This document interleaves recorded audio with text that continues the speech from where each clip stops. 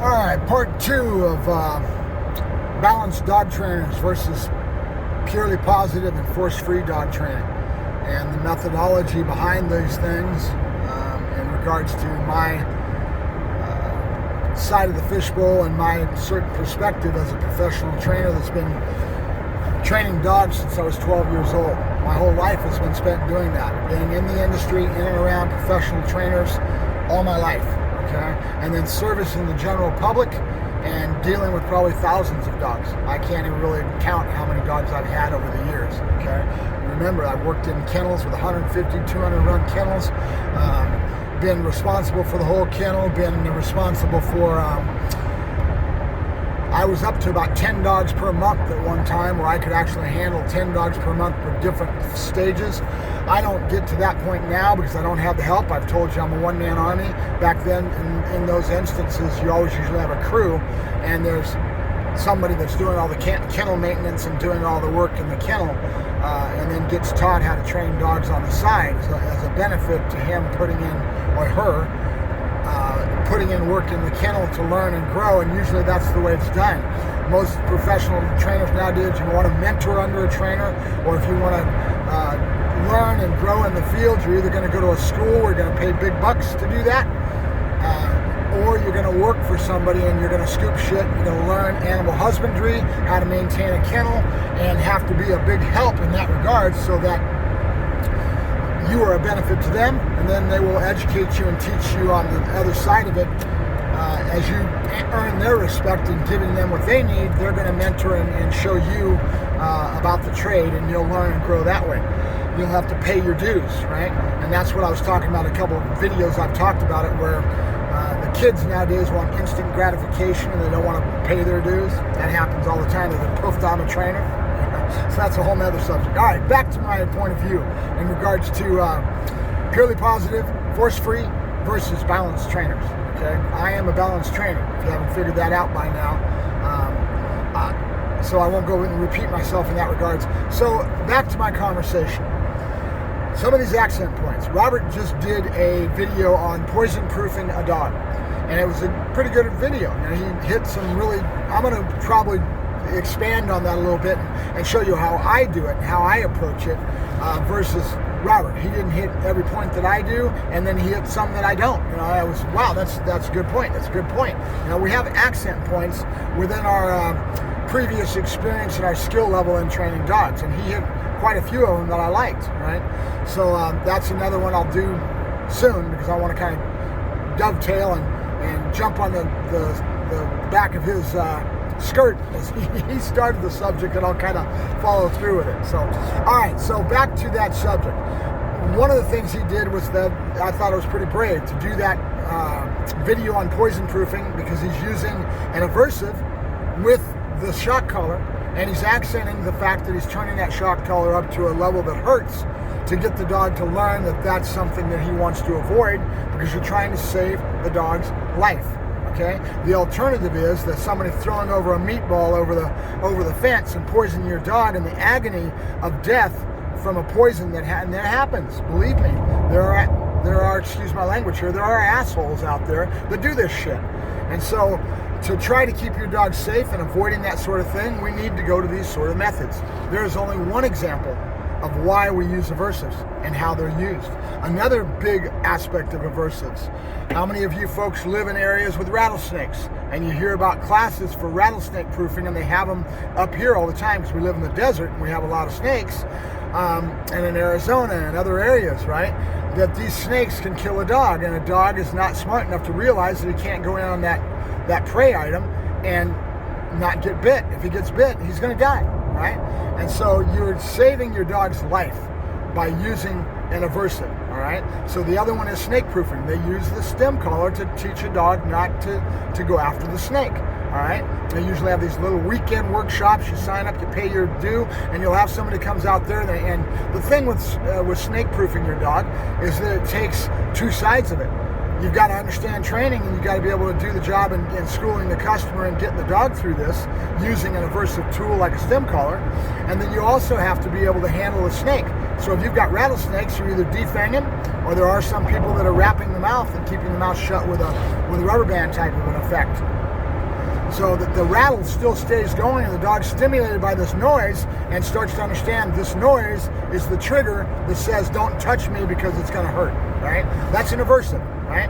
So again, you're using an aversive to save the dog's life. So that same aspect point can be applied to dogs that have neuroses and problem behavior of aggression and reactivity and all kinds of other things that we are better served to use an aversive tool to get through to the dog, right? And with a balanced trainer, we balance it with a bunch of other positive and motivational at the same time, or intermixed in our training, right? That's what I do. I mix things up. And because I'm pretty good at what I do, excuse me for saying that, and I apologize for not being humble, but I've been doing this since I was 12 years old. I'm proud of the fact that I've paid my dues and earned my way the hard way. I eat, breathe, and sleep it. I've lived in the back of kennels most of my life, off and on. I was living at Caesar's place, at least sleeping on a couch, just because that was where I wanted to be. And I watched him for 2 years work with that pack. And I didn't totally agree with what Caesar was doing all the time, but I sure did learn a hell of a lot with animal behavior and watching him handle that pack. You know what I mean? That was the positive that I got out of it, because I got to see him balance that pack. I had my own opinions. I stood back. I was on the outside of the fishbowl. I had my own opinions. We argued a lot in that regards. But at the same time, I learned a world of knowledge by being in that environment, right? So, and that's me. I will go towards what I love, and I will sleep on a couch, and I will sleep in a kennel, and I will work in a kennel just to be around what I love to do. It's not about money. It's about passion and love for what I do, right? So take it from me. That's what my end point was, and my accent points, is that we use these methods much of the time to be able to save dogs and keep them out of the system, like Robert did when he went into the pounds and all that. He had to deal with the PETA and all the regulations and rules on him because public has pushed that on us, right? But are they right or are they wrong? There's two sides to the fish coin. PETA actually wants to not have anybody own any type of animals. That's how rabid they are with their passion, right? And they're a lot of the reason that we have to fight these fights, because they are so convinced that they are right and that man shouldn't have any animals. And ASPCA has a lot of things that people don't realize, but there's a lot of dogs put down because they're not willing to go to the levels that we will to save an animal, right? And it doesn't mean that we're bringing it to that level. It's how you do the job and the expertise and the knowledge behind being able to get the dog through it in the most humane and fair way you possibly can to get him to the other side, so now he understands to learn, and now you're going to build the dog and make him have a very happy life. There's the other one that I didn't accent on this one. I want to, and I said something about it on my yack session last night, was you're saving a dog's life, but more importantly, you're also giving him freedom. Because now the training can get him out of the backyard. Now he's got the training to be a calm and assertive, as Caesar would say, reliable animal, and be able to go out into society, right? I can go into a restaurant, I can put him on a down stand at a table. I can do things with my animal and go places with my animal because he is so well behaved that I never could before. And so a dog that's stuck in a backyard and having all this negative behavior, being aggressive, being reactive, going crazy, and the customer not being able to handle that, once he's trained, and then you start working with the customer and they follow through and do their job to be a part of that equation, and you end up getting that team to build. Once you do that, that dog now has a life. He can do that's what I love. That's what I feel. I am a companion dog trainer. I mean, that's what I do. I want to have people be able to learn and grow with their animals to the point where they can get the value that I do out of my animal. I take my dogs everywhere. They can go places you wouldn't believe with no problems at all, other than society saying maybe they can't be there. But nowadays we can in a lot of instances, right? But you give him that freedom, and that freedom means the dog now has a life that he never would have without good training, right? That's what it's all about, and that's why we advocate using aversives, because we're going to save a dog's life that might otherwise end up in the pound and get put down, right?